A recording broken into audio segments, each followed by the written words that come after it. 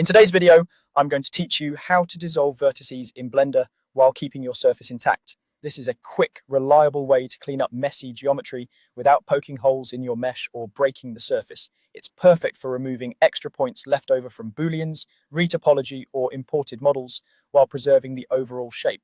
First, make sure you're working on the right object and switch into edit mode. You can do that with the tab key or by using the mode drop-down in the top left of the 3D viewport. Edit mode is where you can work directly with a mesh's vertices, edges, and faces, which is exactly what we need here. If you see only an orange outline and not the mesh's components, you're still in object mode, so switch over. Next, select the vertices you want to dissolve. You can toggle vertex select, so you're picking points and not edges or faces. Take a moment to orbit the model and zoom in, so you're certain you're selecting only what you intend. You can click vertices individually, or use box select or lasso select for larger areas. Be mindful of hidden geometry. If a vertex sits behind another surface, it's easy to grab more than you meant to, so rotate the view and double check the selection before moving on. With the vertices selected, press the X key or the delete key. This brings up Blender's delete menu, which offers several options. Here's the crucial part: choose dissolve vertices.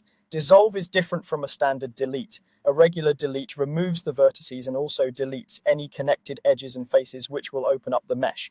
Dissolve vertices, on the other hand, removes the points you selected, but keeps the surrounding surface intact by redirecting the existing edges and faces. It's like tidying up the topology without tearing a hole in it. After choosing dissolve vertices, take a look at the result. The surface should remain continuous and the selected vertices will be gone. This can simplify your mesh, reduce tiny slivers or unnecessary control points, and help with smoother shading. If the dissolve changes the flow more than you expected, undo and try dissolving fewer vertices at a time, working in small logical sections. On curved surfaces, dissolving evenly spaced vertices often maintains a cleaner contour.